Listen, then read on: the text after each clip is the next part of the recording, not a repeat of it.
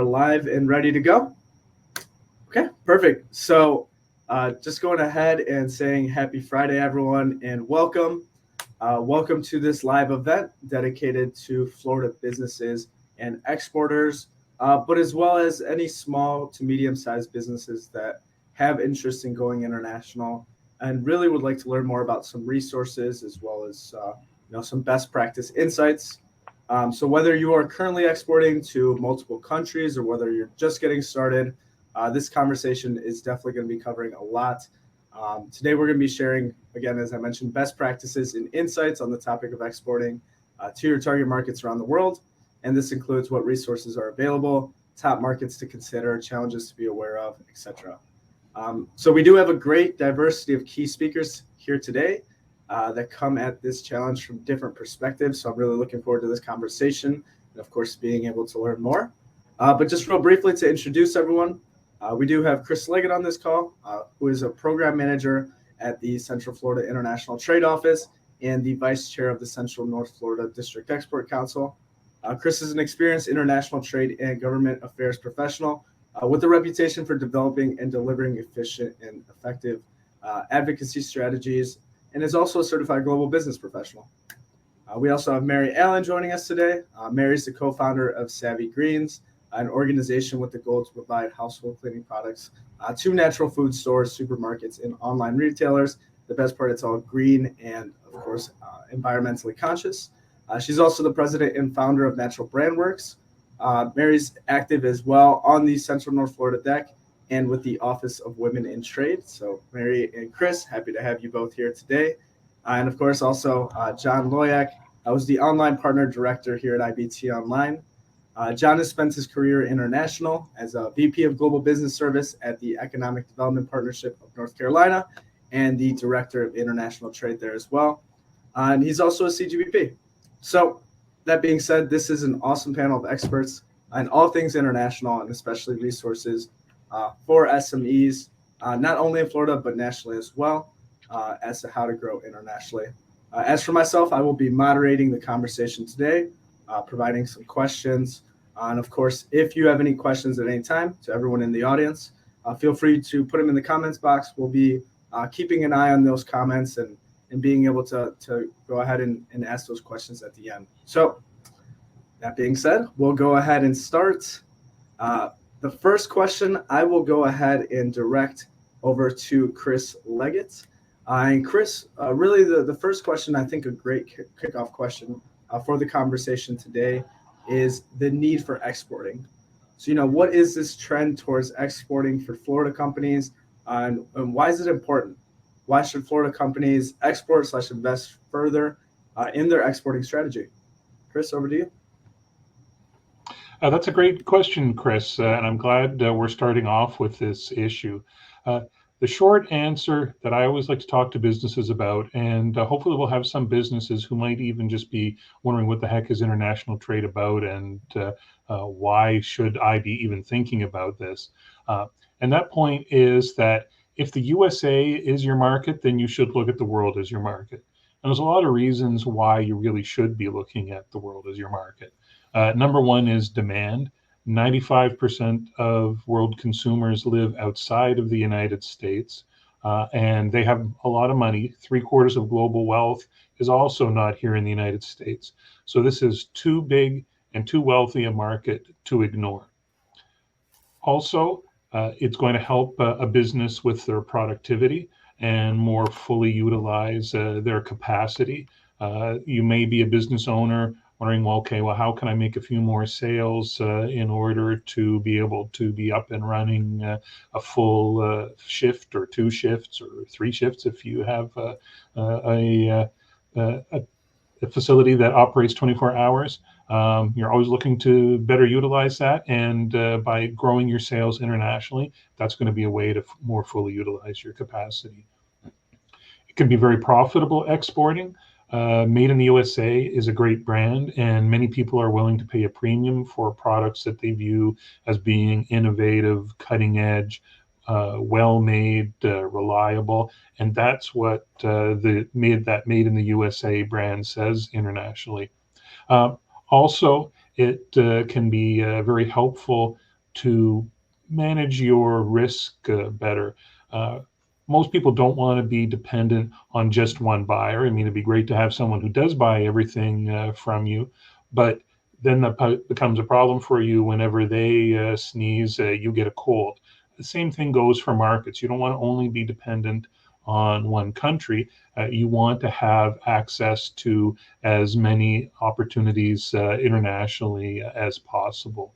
So those are just a few reasons why you want to export. And I would also remind anyone who's listening in today that you are never too small to export.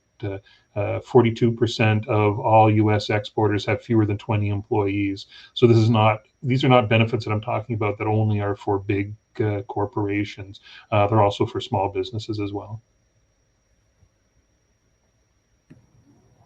All right, perfect. That is great insights, and just to touch upon a couple of those again, Chris. Looking at demand, productivity, profitability, access. Yeah, I think they're great points, and definitely ways that those small businesses that you mentioned, are able to actually get out and really grow that brand awareness and continue to grow as well. So thank you very much for those insights. I guess John L. or Mary Ellen, if either of you have any, if you'd like to add to that or any insights on that as well.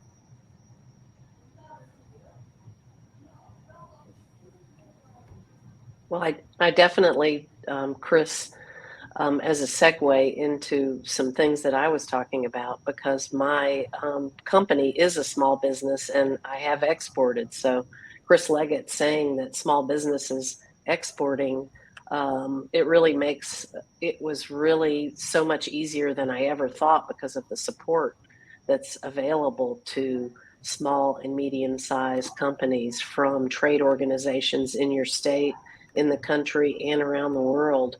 So it was really amazing to me that I could get support to do a trade event internationally and then be able to export my household cleaning products, Echo laundry and dishwashing detergents, just by working with small business development centers and U.S. Commercial Service, Enterprise Florida. Every state, I would say in most cases, has an organization like Enterprise Florida that helps small businesses with their export, because as a country, we do want our companies to send their product out internationally and globally. And there are organizations like IBT Online. There are so many organizations out there to help small companies export. And my particular product actually was much more understandable internationally as a powdered laundry detergent than it was even in the US. So I found that international business for me was much better. So I don't know, John, if you have something else you'd like to any other points based on what Chris has said, but I have several more suggestions for exporting. So I'll let you have a moment. Sure. Well, the only thing I'll say is that I'd look at this from an economic perspective. And what we know is economics is cyclical. We have our ups, we have our downs. In 2008, we had a significant down. We had the Great Recession. Many of us can still remember exactly what that was like. I can recall being at a business at that point that felt the pinch of that economic cycle we were going through. When in 2010, the Obama administration, working with the SBA, started a program that was focused on export promotion. It was the National Export Initiative. And the idea there was one of the ways for us to get the economy going again, one of the ways to get businesses to create jobs is by promoting exports.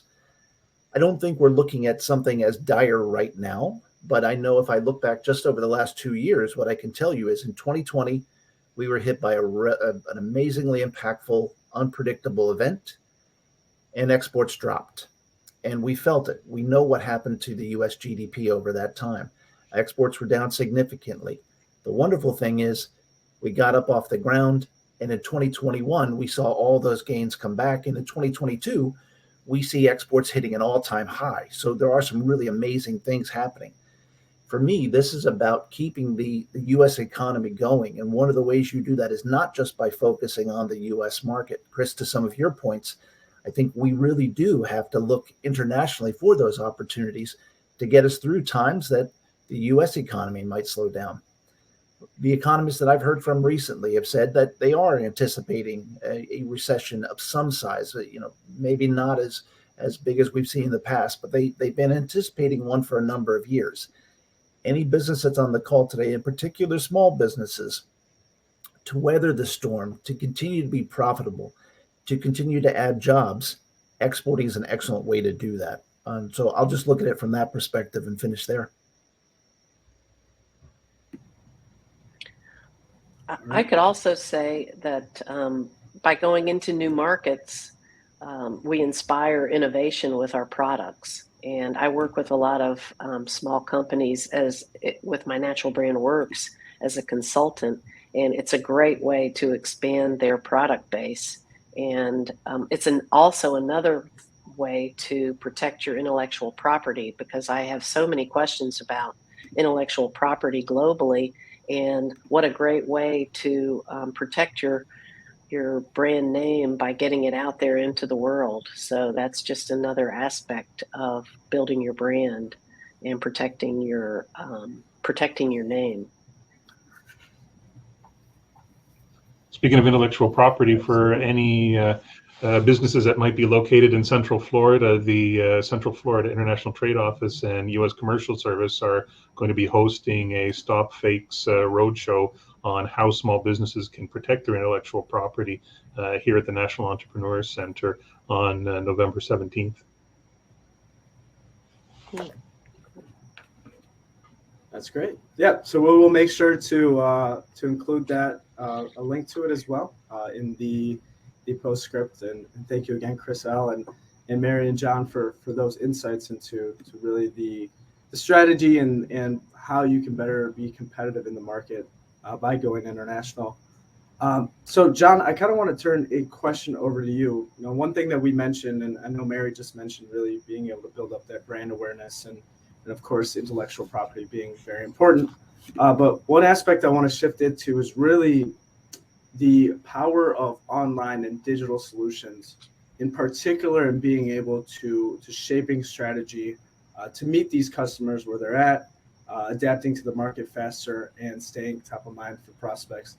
If you wouldn't mind just speaking a little bit about how you see that power of digital being able to help companies that go international, and what are some of those tools they may be able to use? So I think Chris raised an important point, and we talk about, for those of us who are promoting exports nationwide, we talk about the sheer size of the world's population outside the U.S. 95% of your potential consumers are outside the U.S. But when you really look at some of those numbers, it is staggering. I mean, we are worldwide, we're closing in on 8 billion people worldwide. What's really interesting about that group is what we've seen in the technological shifts that have occurred over the last 15 years or so. 5.31 billion of those people are unique mobile phone users. Almost 5 billion of us are internet users.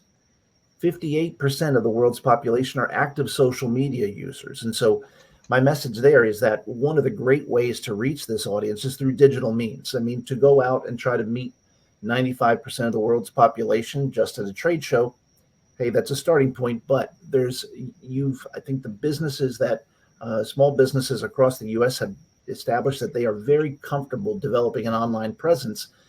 But now it's a question of how do you meet people in international locations? How do you use some of the tools that you have? And what I can tell you is the businesses like Apple and Google have established best practices for how they do it. And to put it in perspective, Google has 192 country search engines. And they do that because they know that in each one of these countries that they want to do business in, they know that they've got to reach their communities, their targets, their prospects. They've got to meet them where they are and where they're searching. So I think what I would ask businesses to consider is, what does your online presence look like? how do you reach clients and prospects anywhere, anytime? That's the wonderful thing about a company's website, for example. It doesn't sleep. It's running 24/7. And so I think businesses really need to take a look at the global state of digital and figure out what they're going to do to meet people. Your prospects are searching online in a local search online environment. And so how do you find them there? And so that's the one of the things that I would say I think businesses really need to shape their strategy around using digital solutions that allow them to continue to meet their clients, their prospects, where they're searching, where they are. This is something that I think will help businesses adapt a lot faster. It'll help them see success in exports a lot faster, and it allows them to stay top of mind for their prospects. There's a lot of different aspects of that too, Chris. It's not just the website. It's about the blogs that are created. It's about the social media presence that's created.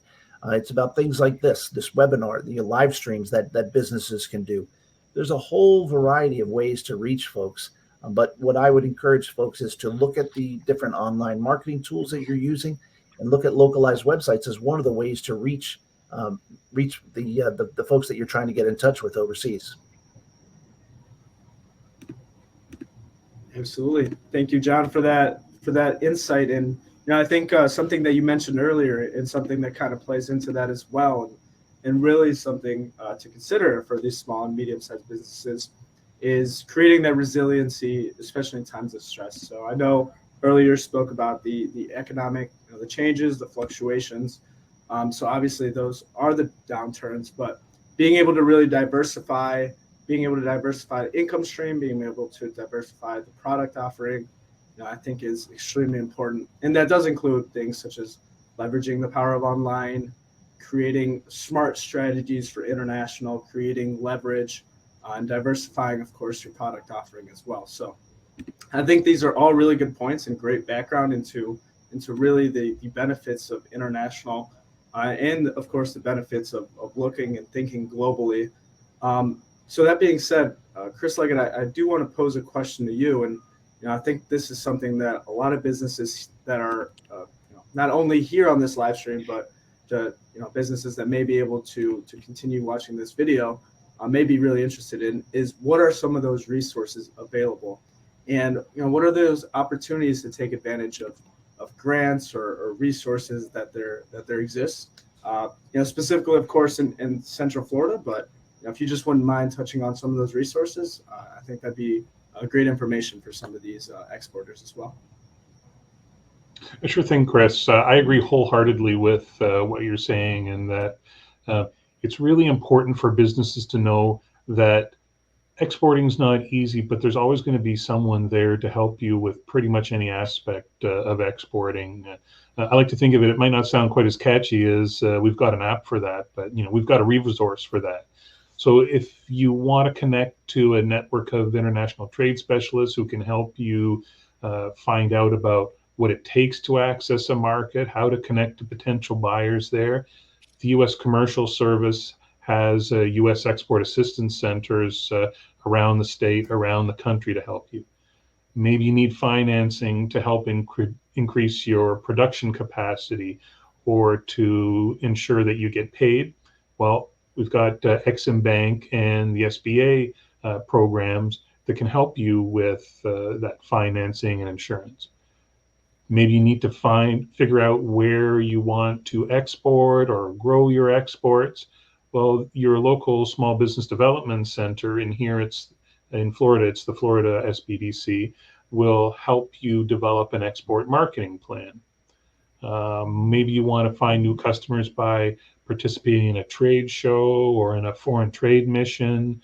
Maybe you need some help with product certification or website localization. Then Enterprise Florida is going to have people and programs that can help you. Here in Central Florida, if you need to find a hub for connecting your business to export resources in the region and helping your business get export ready, well, there's a Central Florida International Trade Office.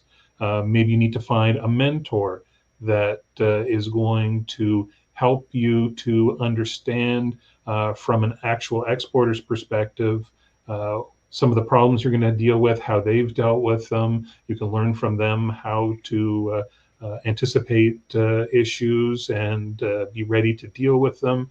Well, as you mentioned earlier, I happen to also be the chair of the Central North Florida District Export Council. So that's what we're there to do. But around the whole country, you're going to find your local district export council available to do that. I don't want people to think that there's only public or and not that those are necessarily free, but there's only public resources ready to help. But there's a lot of private sector solutions as well for exporting. So if you need help getting your product to your customer, there's third-party logistics and freight forwarders who can help with that. If you need information on how to get your product into the country, in addition to the commercial service, you might be wanting to use a customs broker.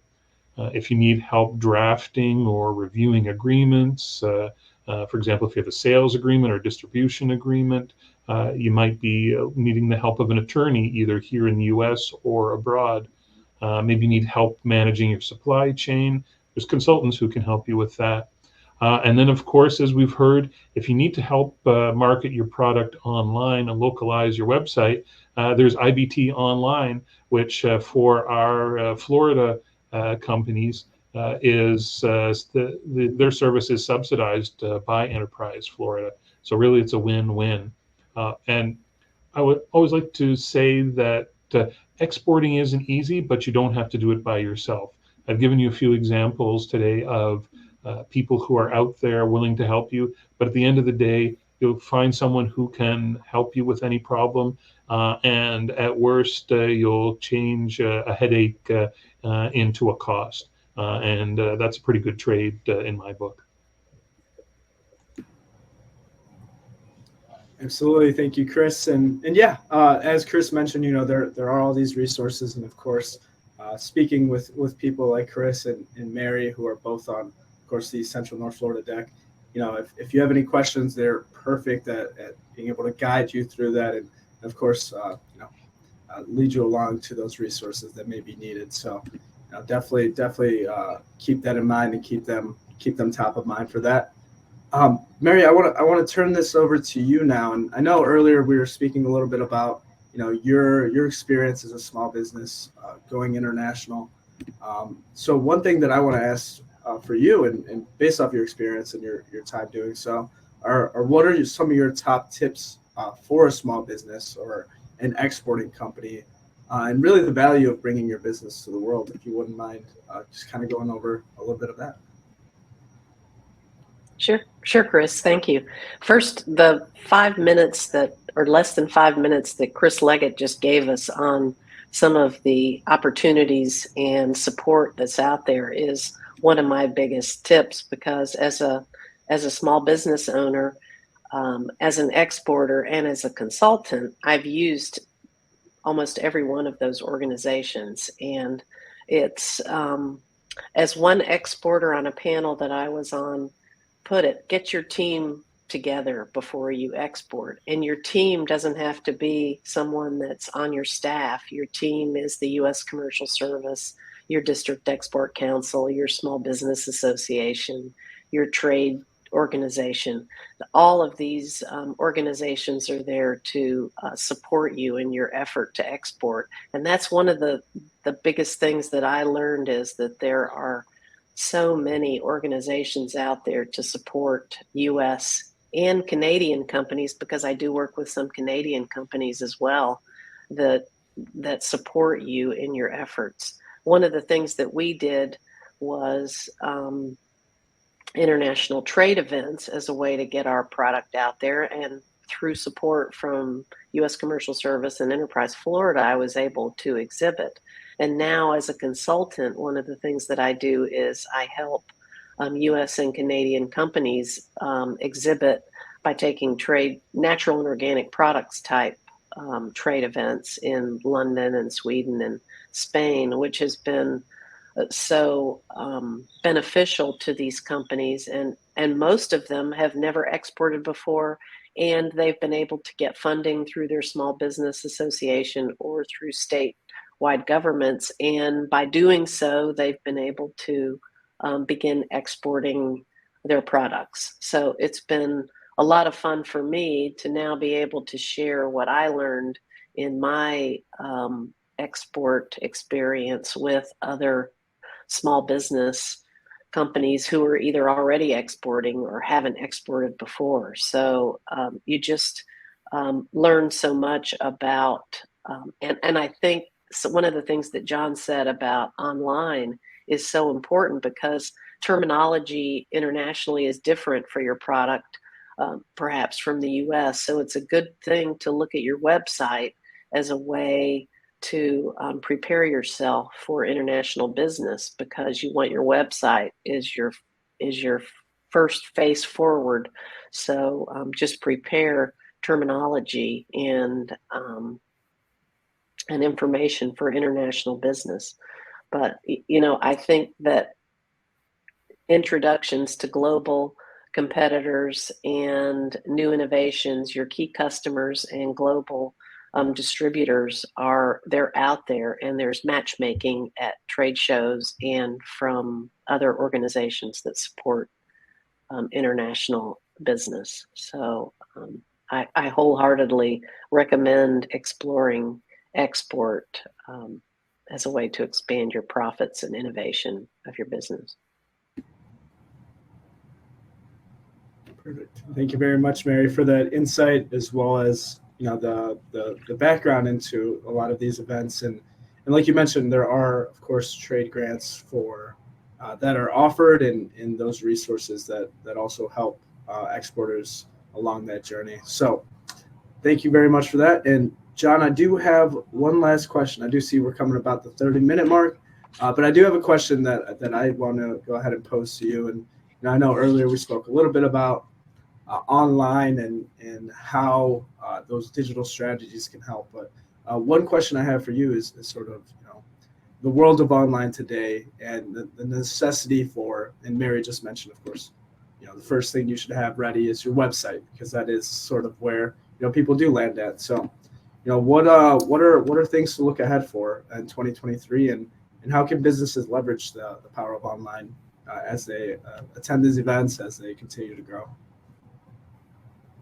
We love to encourage folks and tell them that the best way to reach an international audience is through localized websites and online marketing. These are tools that we use in everyday life here, and folks overseas are doing the same thing, but they're doing it differently. I use Google as an example. Folks in France, folks in Canada, folks in Mexico, they're searching on a different version of a Google search engine. Some of them are using a different type of search engine.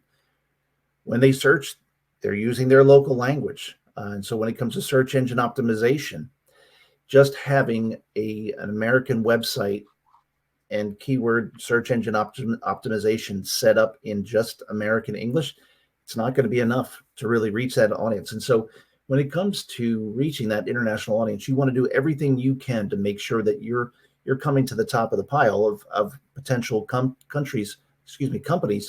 And there's a number of things that you can do to reach these folks. And so at IBT Online, we offer a suite of products. We have, I think one of the things that we're best known for is our best practice localized websites.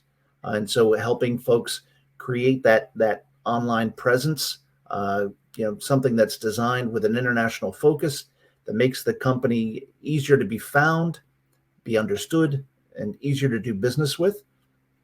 We're seeing that more and more through things like e-commerce. To just have an e-commerce platform here in the US isn't enough. You need to have an e-commerce platform that's something that's familiar to what your international buyers are using. And so there's a variety of different services out there. And so you have to be prepared for that piece of things. And then, of course, it's all of the international online marketing services, things like search engine marketing, social media marketing, all the reporting and analytics programs that go into it, all these designed to grow traffic, your engagement, your conversions, to make sure that your business is successful as they can be. The one thing, Chris, and I'll close with this, is it really is staggering to see the size of the numbers out there in terms of the growth every single year in terms of the increase in internet users, the increase of the world's population. What I'm sad to say is that the average daily time spent on the internet by every user seems to be going up. And so these are things, and one of the other aspects is even, I grew up on a PC. People are using phones now more and more, and so it's got to be adapted for that type of device that your end user is using. And so all these little things that go into it, establishing a domain in China. Chris mentioned that there are a lot of challenges out there, and that is very true.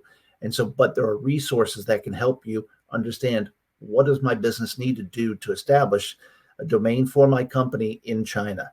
It can be done. We know what the steps are, and so there's a lot of partners out there that can help.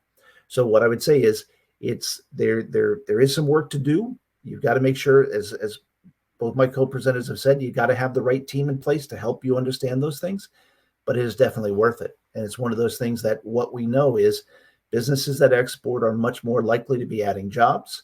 They're much more likely to be profitable, and they're much more likely to be in business 5 years from now. And so this is something that we really think this is worth it. And so there are some great options for businesses out there, and we just want to help them take advantage of them. All right, perfect. Thank you very much, John, for of course that sort of great summary and really putting those points all together. Just looking at a couple of questions that have come in. So the first one is over to Chris Leggett, and this is something that we'll go ahead and share afterward on the LinkedIn page. But I do have a question, just asking what time on November 17th for that event that you were speaking about. And again, as mentioned, we'll go ahead and put in the comments. But if you wouldn't mind just addressing that, Chris, what do you? Sure. It's at the National Entrepreneur Center, which is in Fashion Square Mall in Orlando. It's going to be the best part of the day, starting around 9 o'clock. The morning is going to have experts from the FBI, the International Trade Administration, Customs and Border Protection, the U.S. Patent Office. So you're going to have all the players there.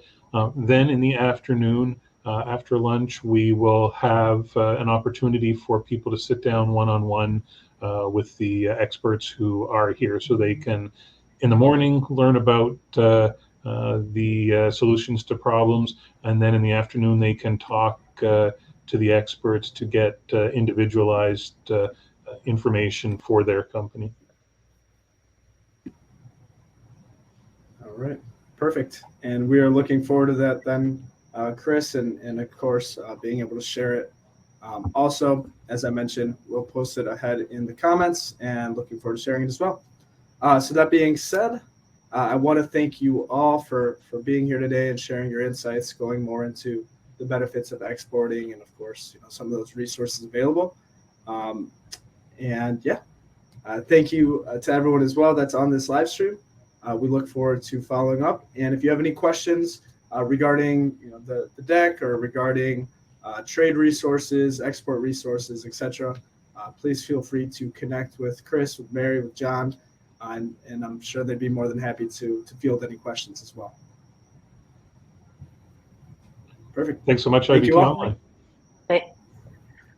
Thank you, IBT Online. Thank you, Chris and John and everyone that attended.